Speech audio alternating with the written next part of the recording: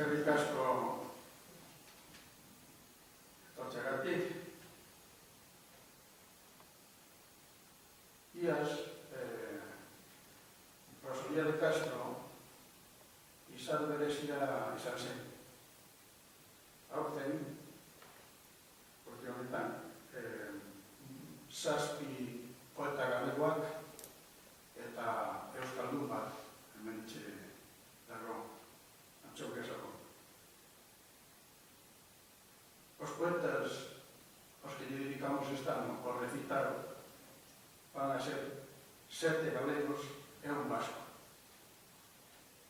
Os galegos son Manuel Antonio, Luis Amado Carballo, Álvaro Cunqueiro, Aquilino Iglesia Alvarino, Luis Pimentel, Luis Sabane, Celso Emilio Ferreiro e o vasco Anchón Casabón, como se dixe.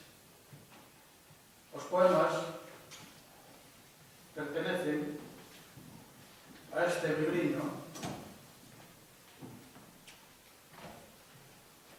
que foi publicado no ano 1991 en Pasalla, e son poetas galegos traducidos ao euskera por Joseba Sarmendía. Joseba Sarmendía estaba, nese ano 1991, no cárcere en Puerto de Santa María. Traducimos dentro do cárcere, enviounos a Coldo Izaguirre, a Íñigo Arambarri, ca miña axuda a traducir para facerles unha especie de reforma, publicámonos neste pequeno libriño. E deste libro, hoxe vamos a recitar eses poemas traducidos ao euskera por Joseba Sarmendía, cunha pequenos arranxos que realizou tamén Antón Casabón para facelos máis asequibles ao público euskaldún que nos escoita. Manuel Antonio foi un poeta que naceu en Rianxo, morreu novo, 30 anos tiña cando morreu. Era un poeta vanguardista e que ten poemas ao mar. Del vamos a ler un que se titula O reverso da noite. Luis Amado Carballo naceu en Pontevedra en 1901 e morreu en 1927, con 26 anos. Morreu de tuberculose. Ten poemas á vida, poemas ás festas, ás tabernas, ás labores agrícolas, a saudade, a morriña e rimiña euskeras, e a morte. Vamos a ler un dedicado á morte, os piñeiros mortos. Álvaro Cunqueiro naceu en Mondoñedo en 1911 e morreu en Vigo en 1981. Ten moitos poemarios, pero hai un deles que imita as antigas cantigas de amor da época medieval. Cantigas de amor, cantigas de amigo, cantigas de escarnio e maldicer. E vamos ler un poema imitando unha canción medieval que se titula No niño novo do vento. Aquilino Iglesia Alvarino naceu en Lugo, nun pobo que se chama Seivane, en 1909 e morreu en Santiago en 1961. O poema que vou a ler é un poema dedicado a unha rapaza da que estaba enamorada. Luis Pimentel era un médico a quen eu conocí, naceu en Lugo en 1895 e morreu en 1958. Ten un poema dedicado á súa ciudade, a Lugo, unha cidade amurallada. O poema titúlase Inverno na Vila. Luis Sabane naceu fillo de emigrantes en Buenos Aires en 1910 e morreu na Coruña en 1979. O poema que vamos a ler titúlase As ratas, a ratollac. Está dedicado aos fascistas que na Guerra Civil e na posguerra asesinaron a máis de 5.000 galegos e represaliaron a 15.000. Celso Emilio Ferreiro, o último poeta galego, naceu en Celanova, Ourense, en 1912 e morreu en Vigo en 1979. Escribiu moita poesía cívica e social. Influiu nun poeta vasco que se chama Gabriel Aresti. O poema que vamos ler titúlase Deitado frente ao mar. É un poema de defensa da lingua galega. Podíase aplicar tranquilamente a Euskal Herria, a defensa do euskera. E Danchón Casabón, que naceu en Hernán, en Ollarzun, o ano indefinido, a fecha da morte ainda non está escrita. Vamos a ler dous. Polo camiño vello, e non me preguntedes, son dous poemas en que hai unhas reflexións sobre a vida e os sendeiros, os camiños que unha persoa debe escoller na vida para seguir o seu pensamento.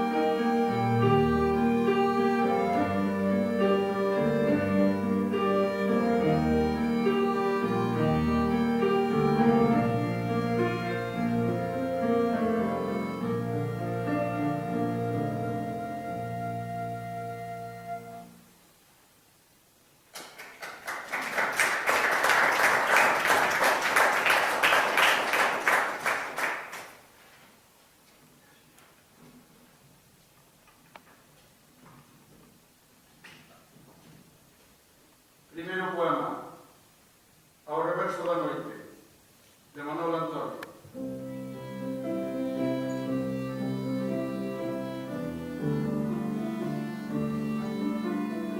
Loceiros derrolados desangranse de ouro no mar. De par de nós, a lúa fai ronseles infecundos. Mentres sonea a mareta, vai folleando no libro das velas irredentos velamios exhaustos resignados a pendurar da cruz. Estrelas inconscientes mecanizan o obseso tic-tac. A auga toda dos océanos ensúmese nunha vaga e o pano branco do novo día enxugará os ollos do ceo.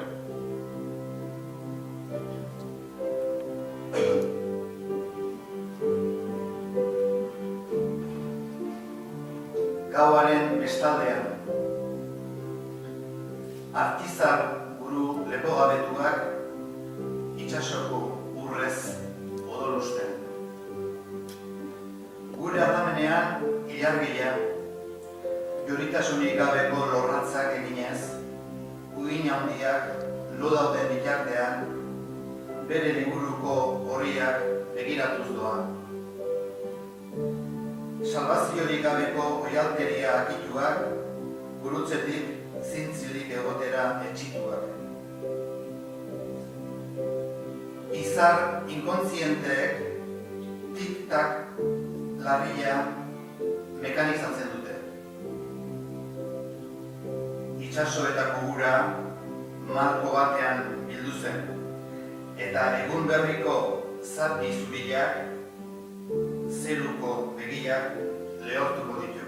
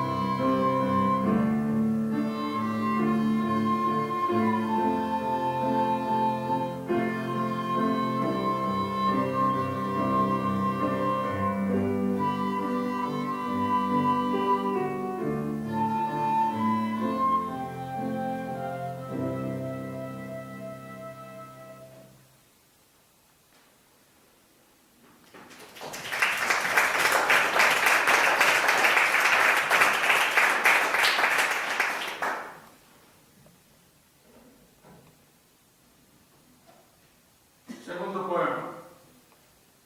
Os piñeiros mortos, de Luis Amado Carballo.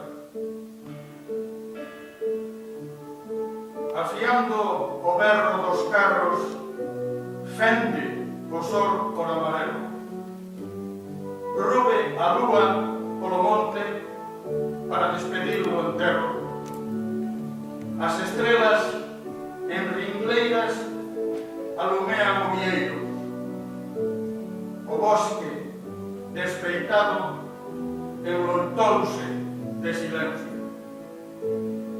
O ollar húmido do verde camiñan os bois labregos, levando os piñeiros mortos no primeiro carrabeito.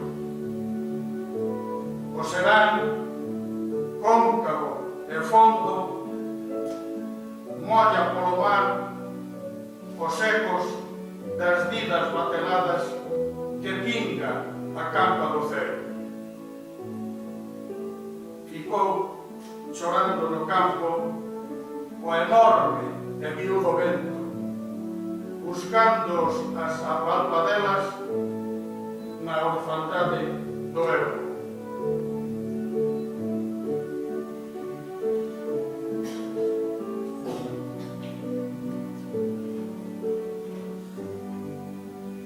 Pinu hilak.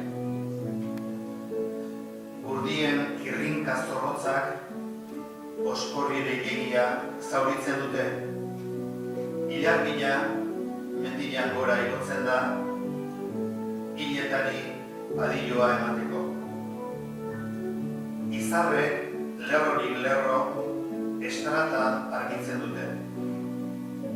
Oian desorraztua isiltasun lutoz dago. Berdez, umelduriko begiradarekin doaz laborarien hiriak. Pinu hilez egintako zerraldoak eramanez. Ilunabar, konkabo eta sakonak itsaso aldetik bustitzen ditu zeruko kantaiak tartekatzen dituen ezkila hots eroen oihartzunak. Negarrez geratu zen lanean haize erraldoi eta adarguna, haien bila aztamuka eremu umezurtzea.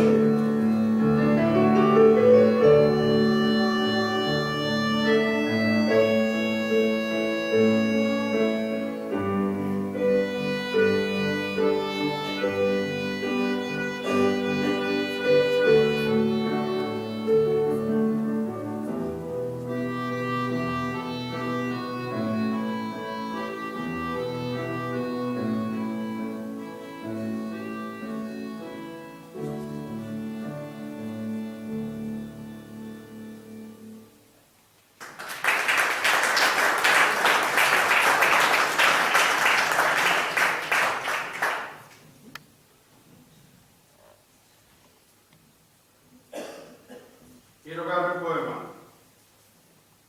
No niño novo do vento, de Álvaro Cunqueiro. Música de Luis Emilio Batagán. No niño novo do vento, hai unha bomba dourada. No niño novo do vento, hai unha bomba dourada. Quen poidera namorarla, quen poidera namorarla, meu amigo. Canta o luar e o vencer en frauta de verde olivo. Quen poidera enamorada, meu amigo. Ten aires de flor recente, cousas de recén casada. Quen poidera enamorada, meu amigo. Tamén ten sombra de sombra e andar primeiro de río. Tamén ten sombra de sombra e andar primeiro de río. Quen poidera namorarla, quen poidera namorarla, meu amigo.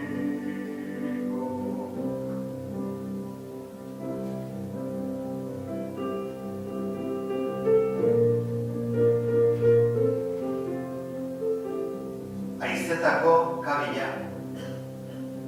Haizetako kabila berrian urre koloreko uso bat dago. Nere laguna. Nork dut maite minduko? Ilargitan eta egun sentian ari da kantuz olibondo berdezko txilulaz. Nork dut maite minduko nire laguna? Lore berriaren aireak ditu, ezkon berriaren gauzak. Nire laguna nork du maite minduko. Itzala ere badu, eta errekaren ibilera estreñekoa. Nork du maite minduko nire laguna.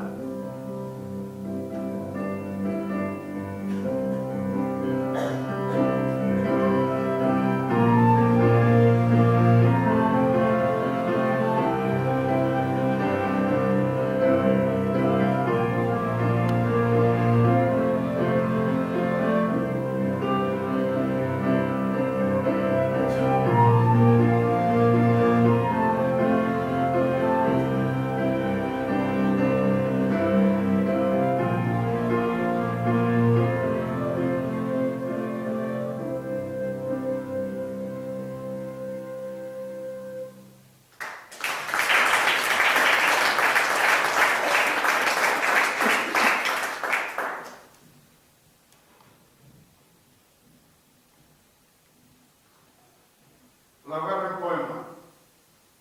Eu quero ir ao teu silencio, de Aquilino Iglesia Alvarillo. Como na erva noviña ou na flor da iauga, eu quero oír o teu silencio, nena. Un silencio todo estrelado de sonrisas, no que os teus ollos señan dous barquiños ancrados. Eu solo o mariñeiro. Unha fonda alegría nas velas brancas, dongas. Palabras que ainda agardan o aquel da flor do viño, agardando a mañá, en que deixe os meus portos e ceguiño me embarque, capitán dos teus ollos veleiros.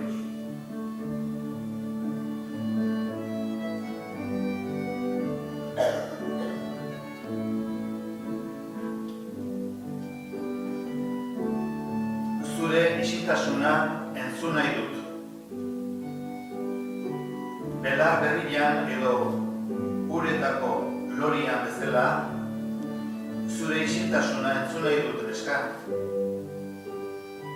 Irribarrez, guztiz izarreztaturiko isiltasuna, non zure begiak ontzitxo ainguratu bi izango diren eta ni zure marinela. Alaitasun sakon bat bela zuri eta leunetan. Oraindik ere, lio lorearen antza gordetzen duten hitzak goizaren esperoa. Nere portuak utzi eta itxuri ontziratuko naiz. Zure bidegi belaontzien kapitain.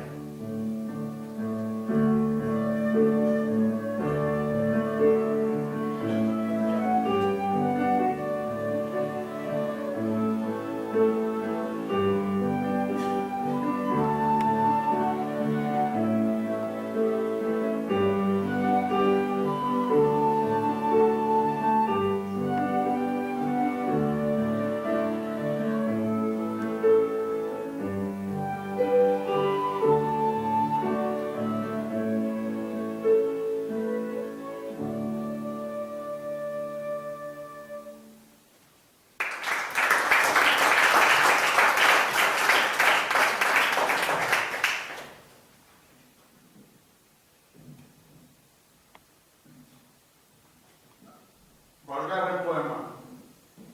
Inverno na miña vida, de Luis Pimentel.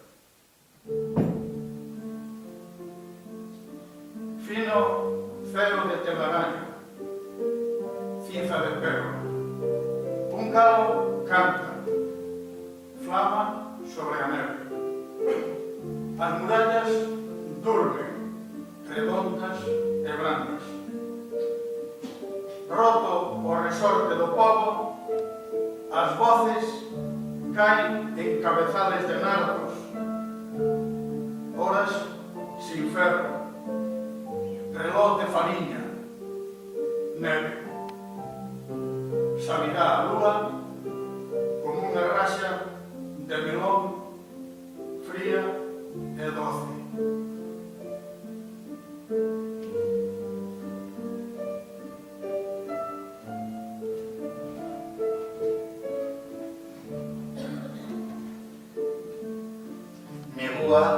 Nere herrian. Amaraunezko zeru finean perla hutsa. Oliarra kantuz. Sua elurraren gainean. Arresi borobil eta biguneak lotan. Herriaren lokarria utsirik akara lorezko burukietan erortzen dira ahotsak. Urninik gabeko orduak, irinezko erlojua, elurra. Ilargia irtengo da beste, meloixerra hotz eta gozoaren izan.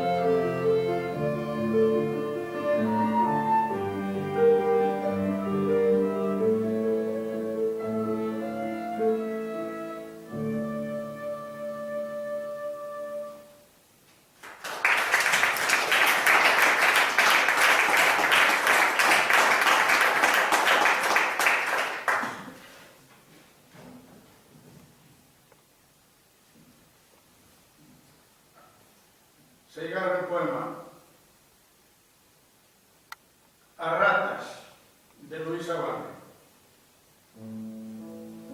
Na Galiza, ese vello pobo, carballo carcomido de rayos e vestigos, loita dende fai séculos o home cas ratas.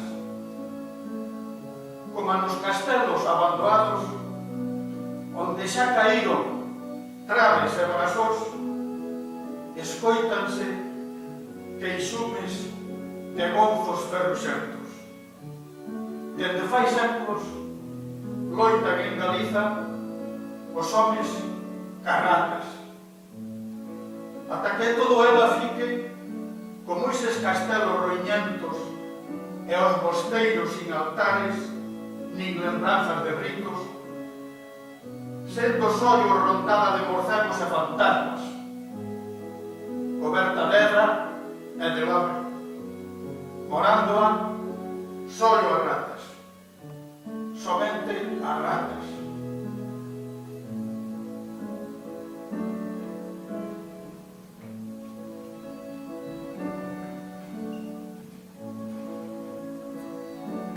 Arratoiak, poema hontako arratoiak, kazikiak dira, tiranoak. Xosek hasieran esatu bezala fascistak. Herrikilaren poema dago. Askotan tokatzen zenun moduan. Gure txikitasunetik egindako poema. Arratoiak. Barkatu amburazio pixka bat egin letzen badut. Galizia, herri zahar horretan, tximistek eta mamu izugarriek xehetutako aritz honetan, duela mendeak ari dira gizonak eta emakumeak arratoiekin borrokan. Gaztelu abandonatuetan zutabe eta armarriak erori direlako sarraia arrolduen kexuan aditzen den legez. Duela mendeak ari dira Galizian, gizonak eta emakumeak arratoiekin borrokan. Beti irabazten dute arratoiek. Harik eta bertako gazteluak ondatu arte, dena aldarerik eta herrito oroitzapenik gabe utzi arte, xausarrez eta fantasmez bakarrik inguratua. Untzez eta belez betean. Bakarrik arratoien bizileku. Arratoiena bakarrik.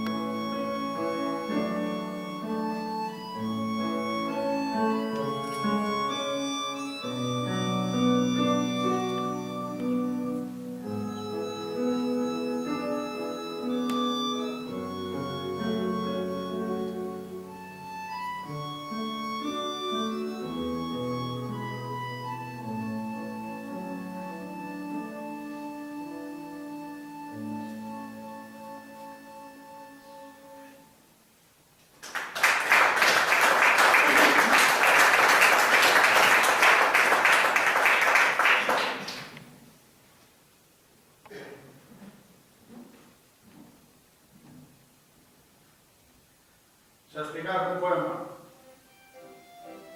deitado frente ao mar do poemario Longa noite de pedra de Celso Emilio Ferreiro. É unha defensa da lingua. Lingua proletaria do meu corpo.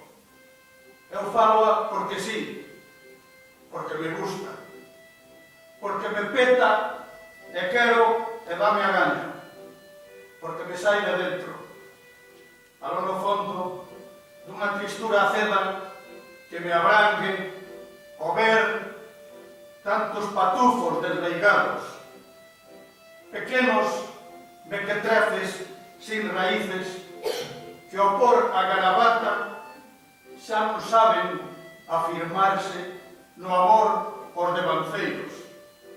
Falar a fala nai, a fala dos avós que temos mortos, e ser, co rostro erguido, mariñeiros, labregos da linguaxe, remo e arado, proa e rella sempre.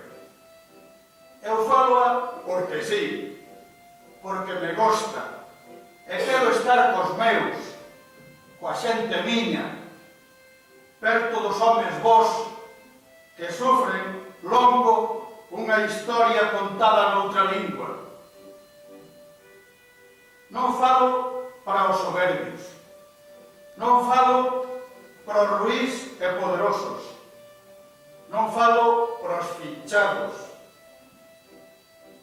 non falo para os estúpidos, non falo para os valeiros, que falo para os que aguantan risamente mentiras e injusticias de cotío, para os que súan e choran un pranto cotidiano de borboretas, de lume e de vento sobre os ollos nus. Eu non podo arredar as miñas verbas de todos os que sofren neste mundo. E ti vives neste mundo, terra miña, berce da miña estirpe, Galicia, doce mágoa das Españas, deitada rente ao mar, ise camiño.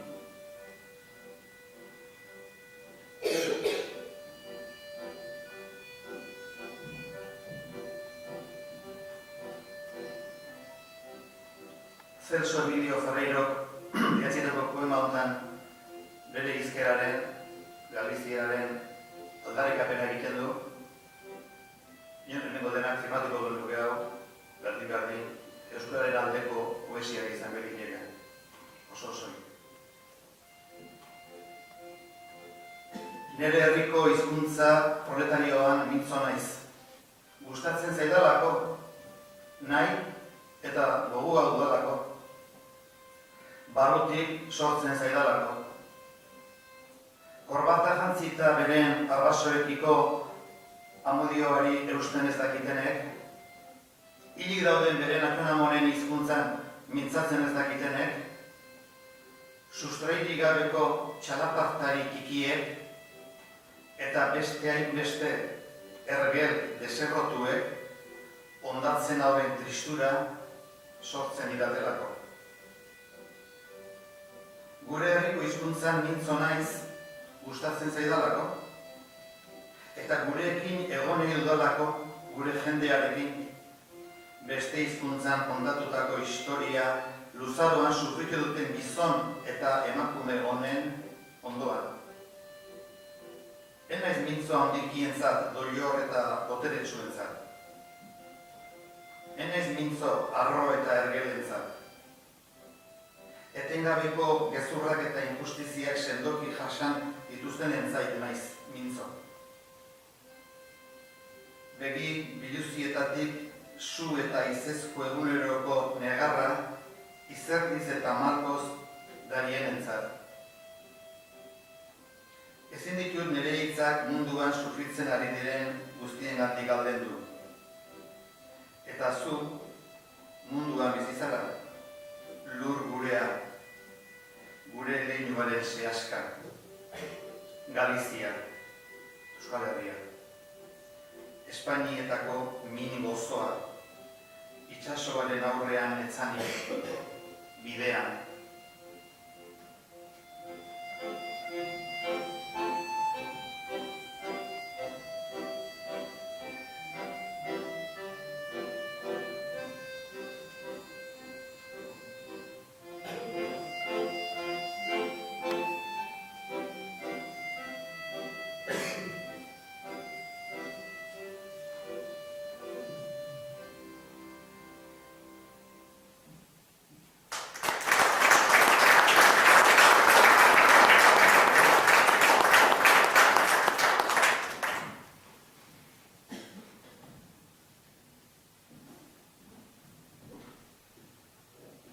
Sorchegarme un poema.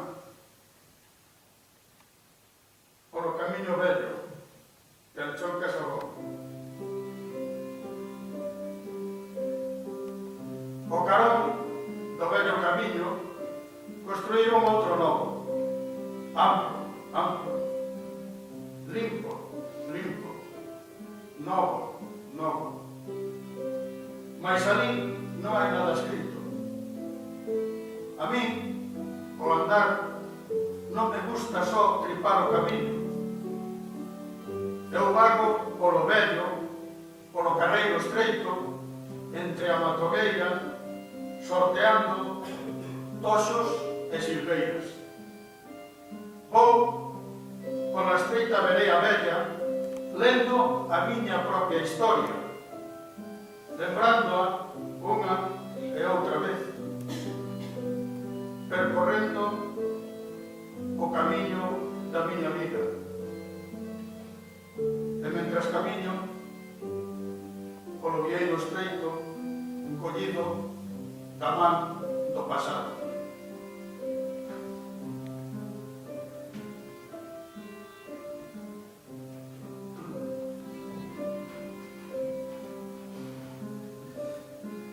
Errepiko emauek asko zergabiak dira, gaztetxoentzat publikatutako liburutan argitaratu betia. Bide zaharretik, bide zaharraren albotik bide berria egin dute. Xabal-xabala, garbi-garbila, berri-berria. Baina han ez dago deus ere idatzirik. Eta nire itzen gustatzen ibiltzean soilik bidea zabaltzia. Ni zaharretik nabil. Bide zaharretik, bide zidorretik, sasi artetik, oteak eta larrak saiestuz. Nire historia bertan irakurriz, behin eta berriz gogoratuz bidean barrena, bizitzako ibilbidea berrituz, bide zaharretik, senda estutik, iraganaren eskutik.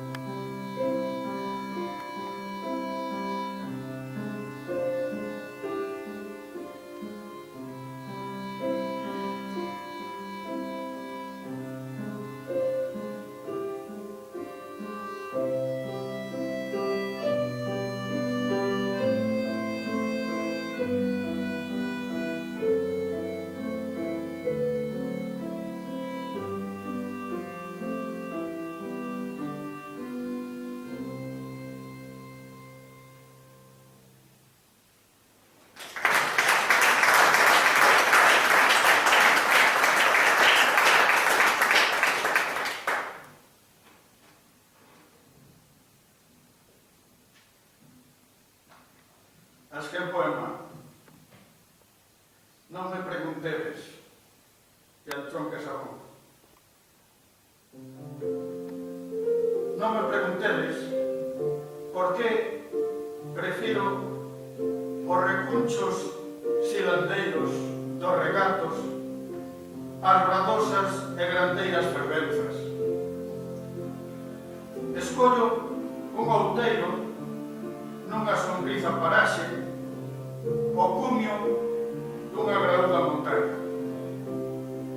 Non me preguntedes por que prefiro as calas arredadas e illadas as praias longas de xente ateigadas. Non me preguntedes por que prefiro os amigos modestos, recatados, aos barulleiros e fachendosos. Non me preguntedes, eu prefiro-os.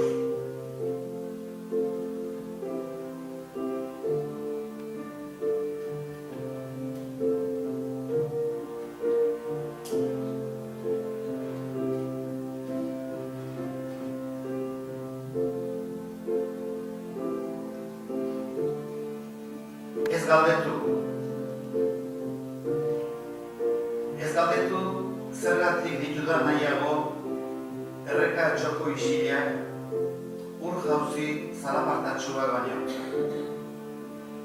Nahiago ditut mendizulo erutxak menditontor garaiak baino.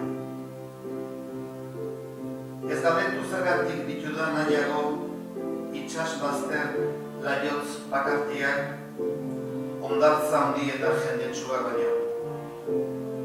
Nahiago ditut kale estu gordeak, plaza zabal distiratsuak baino. Ez galdetu zergatik ditudan nahiago lagun isil apalak, arroputz eta tenteak baino. Ez galdetu, nahiago ditut.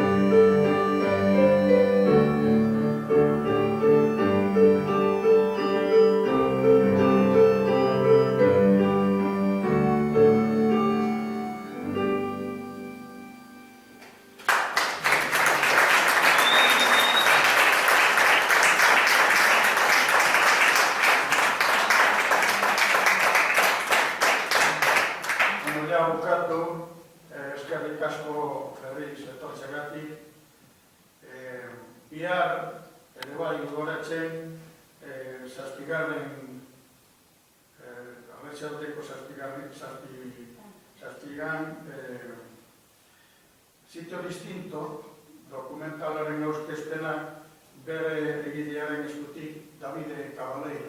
Orduan, biarte. Ondo pasa, ondo segi, eta